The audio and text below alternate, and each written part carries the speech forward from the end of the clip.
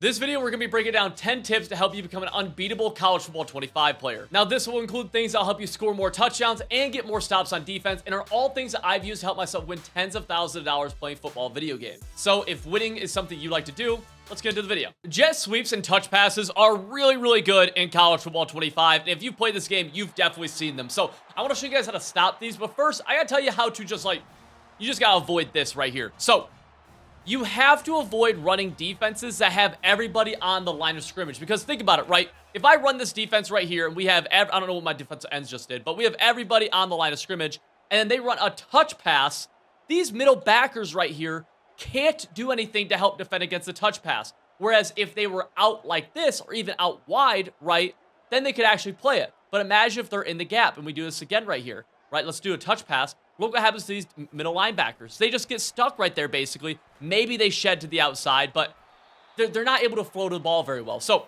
the first rule is that we either need to, if we're in like a double mug, we need to spread all our linebackers, which is right on the D-pad, up on the left stick. Or we just need to call formations that naturally have our linebackers out of the gaps, okay? That's going to be a great way just to start. Now, the next thing I like to do is that if I see a touch pass coming, let's watch what Clifton does right here. This middle linebacker right here. If I see this touch pass is coming, he's probably going to backpedal a little bit. And he's not really doing much on the play, right? Somebody else actually blew this up. Nice. So the point what I'm making right there is that the backside linebackers really don't do much, right? Again, Clifton right here, if we run this touch pass or the jet sweep to the left, he doesn't do anything. So instead, I want to user this guy. And if I see this touch pass, I actually want to cheat and get him involved. That's going to get an extra body to the ball carrier or to the ball side, which is going to make them, at the best, have to cut up like they did right there. And it's going to slow down this defense or this style of offense. So just by using a backside player, like in this case, it would be Moore, right? Because the jet sweep would be going to the right. Boom. Now we're going to be able to sweep across, and I'm actually just going to try to pick up this first down just for the sake of video. But we can sweep across and get an extra body there who wouldn't be there otherwise. Now, those two things, keep in mind, can slow down these touch passes a ton. But if you had to go one step further, I would do this, which is if I knew a touch pass was coming, I would tap RB or R1 on PlayStation and push the left stick towards the way it's going. So in this case, it's going to the left. So I'll show you. Let's go. Boom. Oh, touch pass. I shift everybody to the left. That is just going to help my defense get all the way out there and be able to blow up and be in a better position to defend this touch pass. And again, or jet sweep. So it's R1 or R1 on PlayStation, RB on Xbox, and then using the left stick to shift our entire defense. So it'd be something like this right here. Oh, I see the hand motion. Boom, shift everybody. And that's just going to help a little bit. Then we get that swoop with our user, and we're able to help make a play and slow these bad boys down. And real quick, if this video has actually provided you any kind of value, consider doing me a massive favor in return and hitting the subscribe button. It tells YouTube that this video was good, and that should get pushed to more college football 25 players just like yourself who are just trying to get better and have more fun on the game. If you've played college football online at all, you've seen this style of blitzing where someone just screams up the A gap. It's very annoying. People do this from like double mug all the time. I want to show you guys how to beat it. You'll see this if you play in Online Dynasty. You'll see this if you play in College Ultimate Team, Road to College Football Playoff, whatever it is. You probably have seen this style of blitz. So let's set this bad boy up. It's going to be out of double mug. And then to beat this, I want to make sure I'm in shotgun, okay? And I want to call a play that has some sort of corner route on it. Now, we could hot route a corner, or we could call inside switch right here. This is that the idea here is applicable to like any formation or any playbook, okay? Now, what we want to do is block our halfback. So I was tapping wire triangle, tap it again, and then right trigger is going to block our halfback. Then we want to double team. That is holding left bumper. We're going to push down on the right stick, and we're going to put this little blue plus sign all the way over on the right side. Now, I'm choosing the right side right here because my quarterback is right-handed. If he was left-handed, I'd go to the left side. Now, if we snap this ball, watch what's going to happen. We can actually roll out on this style of defense. Think about it. This is A gap pressure. If you've complained about this blitz, you've probably complained saying, man, they're just screaming up the A gap. There's nothing I can do. So if that's the case, let's roll out on them, okay? And again, the way we want to do is block our halfback. Then we want to double team the end man on the line of scrimmage to the right. All right, that's going to help him get sucked inside. Now, keep in mind the route combo we have on the field right here. We have a corner route going to the side we're rolling out, and we have a backside in route going to the side we're rolling out. This is very important. If I had every route going to the left right here, okay? Think about this. And I rolled out. Even if I have somebody open, I can't make that throw. So we want routes going to the side we're rolling out to, right? This is a designed rollout play. It's one of the best ways to beat any kind of A-gap pressure, whether it's from this, whether you're playing Madden or college football or any year, this stuff works, all right? Now, some other things we could do is we could get some motion blocking happening here. So if we go and select a wide receiver by holding B or circle, push the left stick, you'll see I can select different wide receivers. Now, I could then push the D-pad to the left and motion him in. What he's going to do is help block the edge. And you see right there, we're able to motion block. Now, we're able to hit that backside in route. Ideally, you have a mobile quarterback for this, right? Whenever you're trying to beat a blitz, you always want somebody fast. But this is one of the best ways that you could possibly beat this style of blitzing. And again, just to showcase different things we could do this from, let's go into normal Y off close right here. And let's just call, in this case, let's go, I'm looking for a play with like a corner route. We'll go escape. We'll do the same thing. Now I'm actually going to block my tight end, and I'm going to put Y on a slant, right? Just trying to attack that right side a little bit more. Now let's double team. Bang, they get pressure off the right side. Who cares? We make the throw. We miss the throw. But you guys see the idea. Rolling out is going to buy us time. Then it's just about hitting these throws that we know we can make. Let's do it one more time. Let's end it on a good pass. Roll out, roll out, roll out. We got Y. Make the throw. Bang. That's going to force him to get out of this. This is a route that everybody needs to be running, but I feel like really nobody is too much. This is the custom stemmed corner route, and we're custom stemming this bad boy all the way down. So what we want to do here is press Y or triangle, select our receiver icon. I'm going to do it with X. Go left on the right stick. That's going to get a corner route, and then go back to that same screen, and then hold LB and push the left stick all the way down. It's going to custom stem him down. This takes about half a second once you get the idea and the muscle memory of this, I promise. So then we snap the ball, and we're able to see he's going to get open very, very easily on that sideline. Now, there's a couple of rules that we want to do with this. First and foremost, I really like this out of tight or compressed sets. So right here, you see I'm in gun deuce close. I'm in Texas's playbook, although you could do this from pretty much every playbook. And we're in a tight set. Everyone's very compressed in. Next is I want to do this with the outside wide receiver to the wide side of the field. So in this case, the left side is the wide side because there's a bunch of grass to the left of us. And the right side is what I would call the short side of the field or the boundary, but I always call it the short side. And so we want to do it here to the left. And now we get that same custom stem corner route down. Let's go back to this and let's see. Now you might be seeing something kind of cool here, which is even in the worst case scenario, which I think is a great pass lead right there, this ball won't really get picked off. And then two, we don't actually need to put any routes to help this get open. Think about it. Usually post routes or corner routes or deep posts or zigs or something, they need routes around them to help them get open. This route doesn't. This route will get open totally on its own, which means we can have an entire route combo everywhere else on the field, right? Like this play right here is a solid route combo in the middle of the field. But then this corner route is going to help push the left side of the field, and you just got to make sure you get a good pass lead. That's probably the hardest part about this is being able to fit in the pass lead, but the value you get from this is insane if you can get this down. Right here, like you see me, I'm just able to almost... Like, you can almost spam this thing, right? Like, they have to commit so many resources to it, and it's going to do a good job against man, zone, and match. And think about it. You also have other options on your play. You don't want to just hone in on that one guy, but that one guy is going to force the defense's hands so much that everything else gets open. So, again, we want to custom stem a corner route to the wide side of the field with an outside wide receiver. Add that into your offense today, please. So I'll break down my game settings, and we're in the main menu here because this will do a full, this will give us access to all the different game settings we have. So let's scroll down, and the first one I actually care about is the coin toss. I want our coin toss first choice to be kick because I don't mind if they start on offense to begin the game because we get ball to begin the second half, which can be super advantageous for us. We can know whether we need to chew the clock, whether we need to score fast. It also gives us an advantage going into half because if we score a touchdown in the final seconds, we then get the ball out of half and can almost like double dip the chip. Now, coin toss, second choice. I've always left this at default. I don't actually know what the best one here is, either with wind or against it. I'm just keeping it with wind. You might know better than me. Control scheme for the kicking. I just use the tap and hold. That's the basic one. I have success doing this. Wear and tear is going to be on. That's for offline, or that's more so for like offline play if you want to customize that. Passing mechanics. I want revamp passing. I like placement accuracy in Madden a lot. I don't love it as much in college football. I feel like I personally miss a lot of throws. This is very much a preference thing, so I'm only going to tell you what works for me in online play. this is revamp passing, passing slowdown on off, pass lead increase to none, reticle speed to 20, and then user and user. Feel free to screenshot it. Again, this is what works for me. You might have something that you prefer. That's awesome. Heck yeah, brother. Gameplay helpers. I want auto flip defensive play call always on. That's actually a coaching adjustment too. We're going to keep that on. Defensive ball hawk is going to be on. This, like some of these things are almost like a little bit placebo. But I want this on because it feels like it does help my defensive backs get into position to make picks. This actually should be on, but it likes to reset on itself or on me all the time. And so defensive heat seeker assist, I have this on and turned to 200%.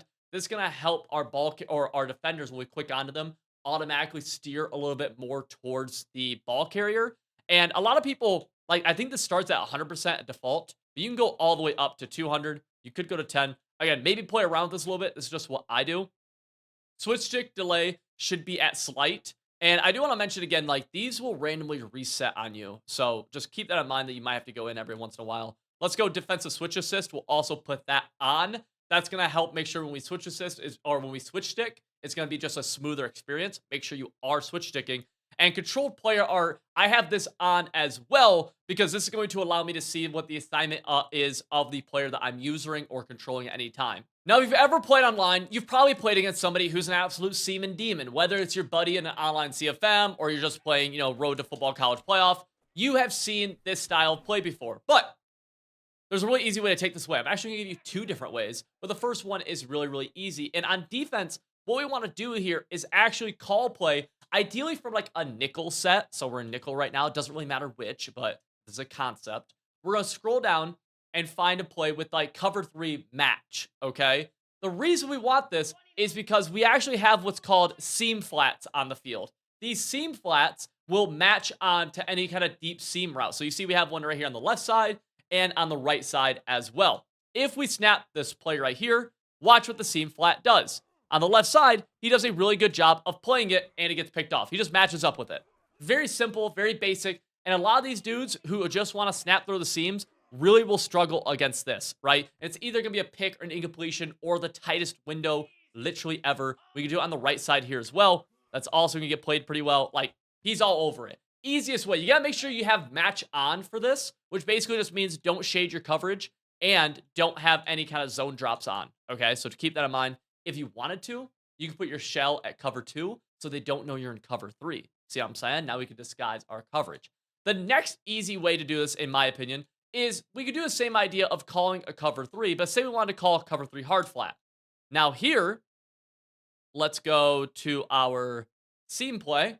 If we just press Y or triangle and then shade our coverage over top, bang, we're going to get these hook curls to play kind of deep, okay? So especially this hook curl right here is going to play kind of deep. And then I would be using the other one looking to help in the other seam. So we go here, you're going to see that left or that right seam is a much harder throw. Now, super deep down the field, you're still able to make that throw, which kind of is because this guy's rotating over from so far. So in this case, let's do it again. And same thing with the coverage shell. Boom, we try to throw the seam. Now he's not open, and that hook curl did a good job. So just keep that in mind.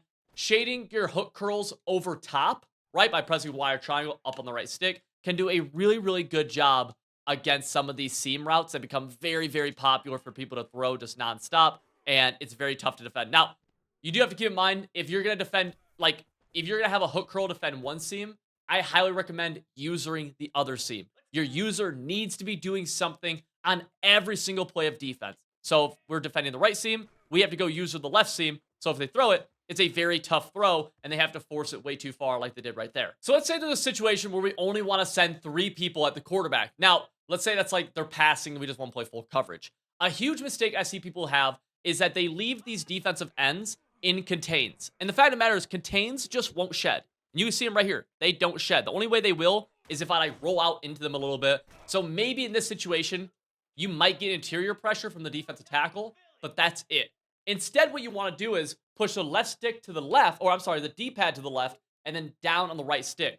That's going to make them slant inside and get off of these contains. So again, really the rule of thumb here is that if you want to get 3-man sheds, they just can't be in contains. Now, one of the things that can help quite a bit with this is simply blitzing your user on top of that. So let's do that here, where we're going to slant our defensive line down, left on the D-pad, right, or down on the right stick. Then we're going to blitz our user, which is just A or X, and then down the right stick. So it looks like this right here. Now, you don't 100% need to blitz your user to get sheds with setting 3, but you can see right there, it's going to help trigger it. The difference between that and the contain that we had earlier is massive, right? And that's how you want to send 3. We want to blitz our user. Bang. We're able to get that shed off the right side right there. Now, I do want to point out, in Madden, you have to blitz your user pretty much. In College Football 25, you don't have to, although I do think it can help a good amount. You see, we actually get some sheds in the middle and up the left side. So I think it helps, but you don't 100% have to blitz your user. That is how, though, we're going to get pressure sending only 3. And again, if you leave them in contains, they're not going to do too much. Even right there, that was more of a fluke than it was anything else. He literally didn't play his assignment because his assignment is a contain. We do this again. See, he's in a contain assignment. Guy on the right's in a contain assignment. Nothing's going on. Offense can easily dot you. So what I'm about to show you is actually like a massive find here. Okay, so let's look at this style of defense. This is a send everybody. We're going to be pressing, and we're going to shade underneath. So like all of our guys are going to get like pressed and jammed at the line of scrimmage. Watch my slot wide receiver here. When we snap this ball, he gets jammed. He doesn't really get open, and the blitz gets in there really fast. It's a very frustrating style of defense to play against. You've probably played against it. Now, what we can do here actually is let's first block our halfback. That's the number one thing we need to do. Then let's take our slot wide receiver, press wire triangle. Let's select him, and then we're going to put him on a curl route. Let's down the left stick. Then I'm going to stem this curl route up. We can go all the way. Let's go all the way up. Now let's watch what happens right here, because this is where things get kind of crazy. Bang. You're going to see that slot wide receiver just runs right by that slot corner. It is a massive just thing in the game where it works. I don't know why this works. This probably should not work, but it does. It's an easy way to beat this style of defense where they're just sending everybody at you. You see, it's consistent. Now, how do you counter this? It's actually super easy, okay? All we want to do to counter it is if we are on defense and we press and we're running this style of defense, just press wire triangle and up on the right stick. That's going to shade your coverage over top. And now if we do the same idea on the left, or I'm sorry, on that slot wide receiver, same thing. Notice now, not there. Not open anymore. Easy counter to it, dude. I just want to show that to you guys because I know how frustrating it can be to play against like somebody who's running cover 0 and blitzing everybody and shading underneath. And it's just like, dude, this is just an easy counter to it. It's not OP to the point, and that blitz even came in. It's not OP to the point where they can't do anything about it. They could. They just have to know how to counter it, which I think is, that's kind of football, right? Like there's counters to counters to counters to counters. But, yeah, I just want to show that to you guys, and hopefully it's pretty helpful. I want to show you guys the #1 usering mistake I see all the time. Does anybody know what I just did wrong right there? Any ideas? Anything like that? Right now, we are in a cover 3, and I am currently using the hook curl on the left side of the field. I highly recommend you user these yellow zones, these hook curls, okay? Now, I know that I have help coming from this guy right here, right? He is in this area. I am responsible for this area, right? So if they were to run double slants like this, why would I ever carry this slant all the way over? That makes no sense because it's just going to leave my area wide open. What instead we want to do is be aware of where our help is. This is the most easy, like this is super basic. Anybody who gets torn up over the middle of the field, I promise you this is probably why, because I get sent footage all the time and this is almost always the answer. Instead, we want to be here, we're here, oh, now we're here. And now if they try throwing it, our user is in that area. Now, we do have flexibility with our user, right? Where if we know we have a weakness in our defense, we can go help in that area. So right here, let me show you an example of that. I know in this defense I'm weak to the top left. I know that, right? Especially like the left, like for a corner route. So I might user in that area. Oh, corner route? Okay, now we're going to go in that area and try usering. Okay? So you have flexibility with your user. You just want to make sure you're taking away the areas of the field that actually need to get taken away and not just going to where you already have help where it just doesn't even matter at all, okay? The same idea would be, let's say we have a hard flat on the left side, okay? Boom, we have hard flats to the left. Oh, I'm going to go user this guy? No, why would you? That leaves your whole area of the field open. Know your assignment. Be willing to help out in different areas of the field that are weak, but don't go user an area of the field that's already being taken care of because that flat route already has a hard flat all over it, and you're leaving your area wide open to get dotted up. This is the best way to avoid the annoying kick return touchdowns that can just like totally ruin your momentum. We're going to select kickoff left right here, and then we'll go up against kick return left as well. Okay? Let's then point the left stick all the way to the left, and we're just going to try to get good power and good accuracy. It doesn't really matter a ton. This is a method that just works. Then we're going to try to loop with one of our guys outside and loop with one of our guys inside. This is going to create a funnel. So we're going to do that again. Kick off left. We're going to kick all the way to the left, right? Try to get good power, good accuracy, all that good stuff. Select one of our kickoff guys, get him outside. Select one of our other guys, get him inside. And it's simple as that. We're just creating a funnel where he can't break to the outside and he's not going to be able to break to the inside. This has been incredibly successful for me numerous years in a row. This works in Madden and college football. And the only real risk here is if he just makes a ton of, he'd have to make numerous people miss, just straight up. And if he breaks a lot of tackles, that's just football, baby. But we're going to actually get our guys in position to where even if they get blocked, they're just going to funnel everything inside. Bang, bang. Right there, I didn't do a great job of getting that loop inside. So we'll do it one more time just to show it. This really is a difference maker, at least for me, I feel like, because you don't want to give off these kick return touchdowns. Bang, bang.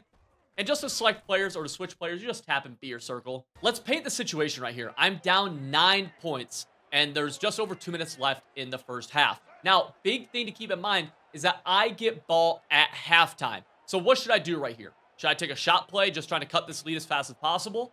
No. Instead, I should actually try to score my touchdown underneath 30 seconds left in the game clock. That is the ideal thing. Ideally, as close to 0 as possible in the game clock. Because if I score right here, UCF could be aggressive and just go match my score, and it's like it never even happened really, right? Whereas instead, I could go score a touchdown, not give them any time to answer back, really, and then think about that. I get ball at half. So what then? I could actually take the lead without UCF really ever having a chance to answer back on us. Now, ideally, wow, I just got a flag. That is disgusting in this situation. What's the flag, sir? Oh, that hurt. I can't lie. That hurts. That really does hurt. We're going to go on 2nd and 19 now. But I hope this makes sense because this is genuinely a massive thing that loses a lot of people games because they don't have a good understanding of how to manage the clock correctly. So let's go right here. We're on 2nd and 19. Clock is not moving. I genuinely need to gain some yards right here. So we're just going to go underneath to our halfback. And cool. We'll get our gain of 6 or so. I'm still going to keep the clock chewing right here, okay? I'm still going to do that. This isn't the worst situation ever. 3rd and 13. I'm confident we could pick this up. I'm going to block my halfback, though, do a little bit of this route combo. I'm not going to chew clock, though. We could manually chew it. I'm just not going to in this situation. And let's go Y. We have Y wide open. Guess what? I don't want the touchdown there. And actually, that's an example of things not going as great as they could have because now our opponent, we actually got too many yards, basically. I'm glad that happened because this is a very real situation that can't happen. We got too many yards. So we need to make sure, I don't want to really score on 1st and goal right here, even though we are running low on time, so we could manually chew this all the way down. I don't want to score on 1st and goal. I need to start eating their timeouts if UCF will call them. So we ran this play clock all the way down to about 1. I'm just going to hand the ball off right here. Cool. Do we get our yards? Awesome. We do. And now UCF, the CPU won't actually call timeouts here. If it was a user, you definitely should be calling timeouts because you want to make sure you get a chance to get the ball back on offense and answer back, right? Now, I'm just going to play offense right here, right? Because we're underneath 25. I'm around my goal of where I want to be. Now let's just do this. See, can we score an easy touchdown? We can. You could maybe make the argument to go down right there. I wouldn't, though. But now think about the situation we just gave ourselves. We are giving UCF the ball back with only 19 seconds. They shouldn't be able to do anything with that.